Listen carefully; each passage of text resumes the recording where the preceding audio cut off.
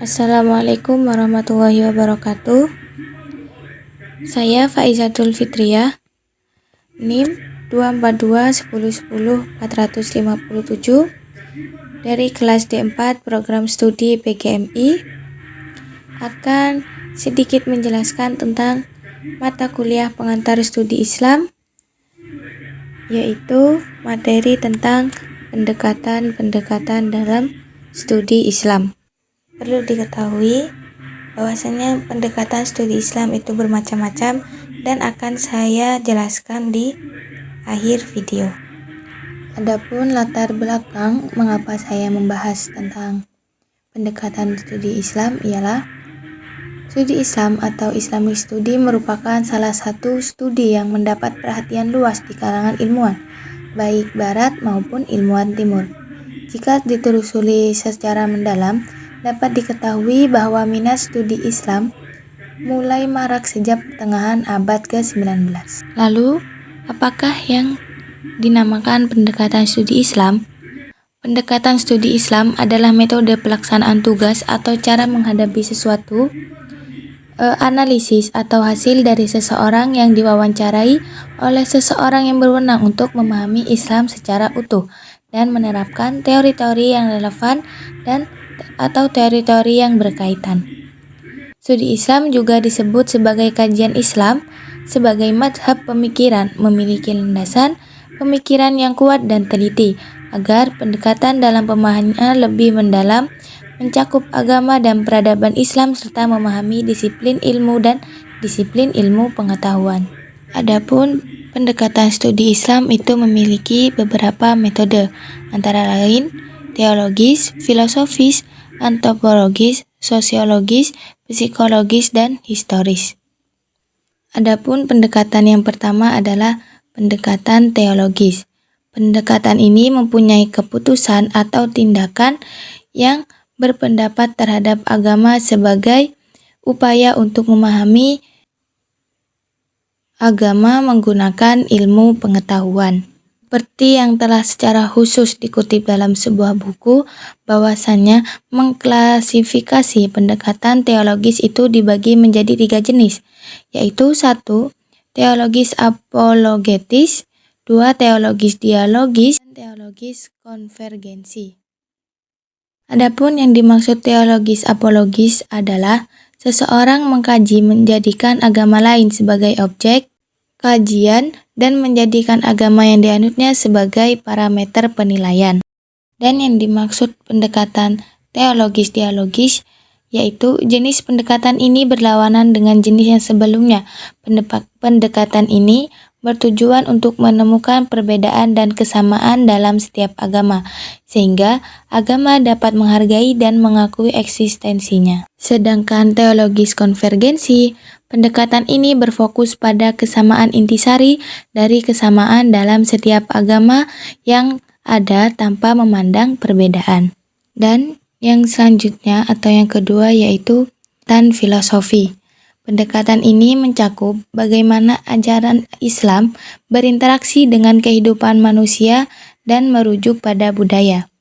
Adapun pendekatan filosofis itu memperhatikan 4 hal, yakni tempat, waktu, objek, dan juga latar belakang. Adapun pendekatan studi Islam yang ketiga ialah pendekatan antropologis.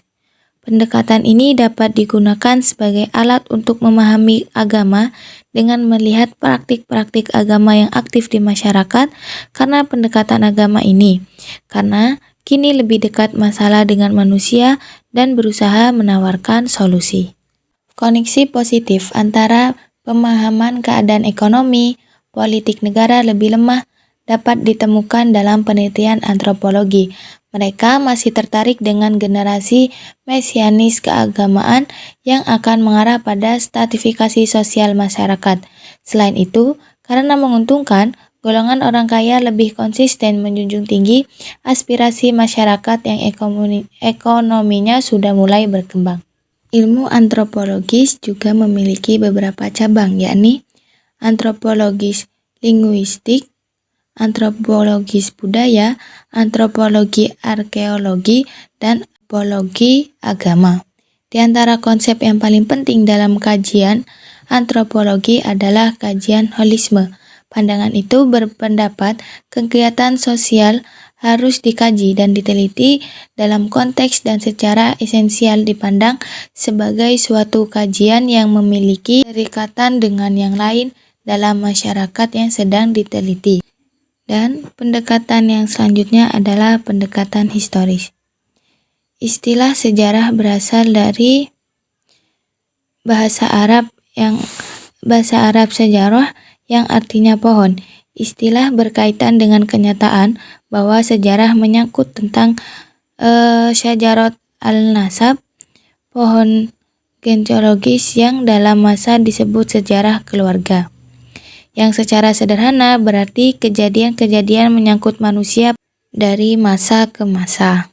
Perkembangannya, sejarah dipahami mempunyai makna yang sama dengan tarikh Arab, Histoire Yunani, 13 Histori atau Geschichte Jerman yang secara sederhana berarti kejadian-kejadian menyangkut manusia pada masa silam. Dalam memaknai kata historis, para sejarawan memiliki pendapat yang beragam. Misalnya, menyatakan historis adalah politik masa lampau, sementara ada juga yang menyebutkan sebagai ilmu tentang perkembangan manusia dalam upaya-upaya mereka sebagai makhluk sosial dan lain-lain. Dan juga membagi pengertian sejarah menjadi pengertian subjektif dan objektif. Yang pertama, sejarah sebagai arti subjektif adalah suatu konstruk, yakni bangunan yang disusun penulis sebagai suatu uraian atau cerita. Uraian itu berupa suatu kesatuan atau unit yang mencakup fakta-fakta terangkai untuk menggambarkan suatu gejala sejarah, baik proses maupun struktur. Yang kedua, sejarah dalam arti objektif adalah menunjuk kejadian atau peristiwa itu sendiri, yakni proses sejarah dalam aktual kejadian yang sekali terjadi tidak dapat diulang atau terulang lagi.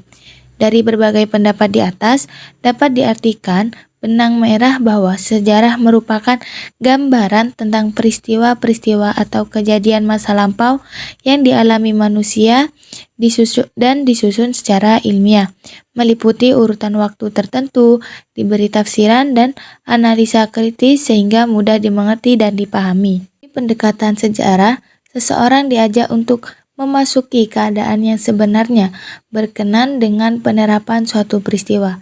Dari sini, maka seseorang tidak akan memahami agama keluar dari konteks historisnya. Karena pemahaman yang keluar dari konteks historis akan mendapat penyesatan. Seseorang yang ingin memahami Al-Quran secara benar, misalnya, yang bersangkutan harus memahami sejarah turunnya Al-Quran atau kejadian-kejadian yang mengiringi turunnya Al-Quran. Yang selanjutnya disebut dengan ilmu asbabun nuzul. Dengan ilmu ini, seseorang akan dapat mengetahui hikmah yang terkandung dalam suatu ayat yang berkenan dan hukum tertentu, dan ditunjukkan untuk memelihara syariat dari kekeliruan dalam memahaminya. Dan pendekatan yang terakhir adalah pendekatan psikologis. Psikologis Islami memandang bahwa manusia selalu dalam proses berhubungan dengan alam, manusia dan Tuhan.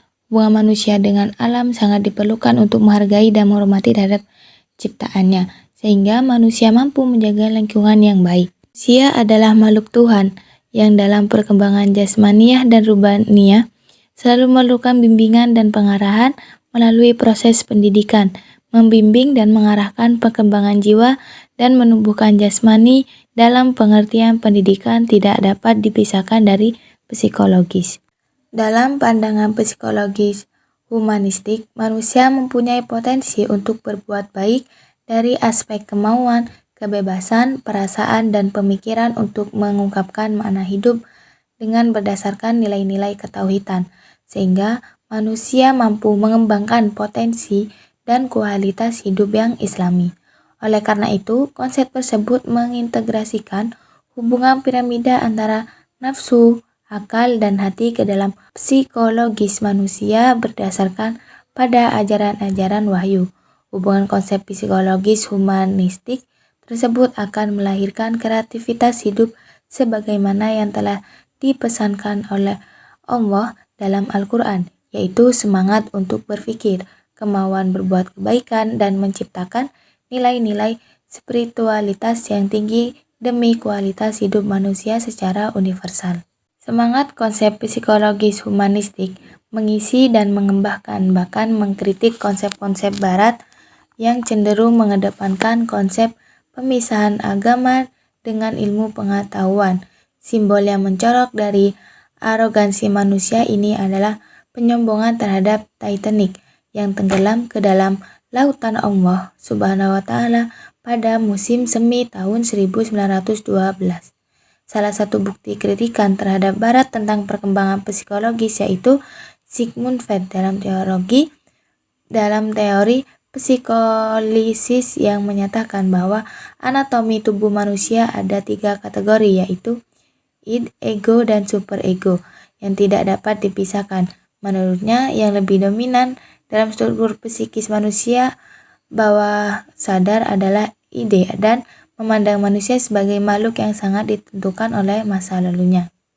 Teori ini dipandang sebagai teori yang menyederhanakan kompleksitas dorongan hidup yang ada dalam diri manusia. Teori ini menjelaskan bahwa kebutuhan manusia yang paling mendasar yaitu kebutuhan fisiologis. Namun, teori ini belum mampu menjelaskan tentang kebutuhan manusia terhadap agama dan dorongan iman sebagai penggerak seseorang untuk bertingkah laku.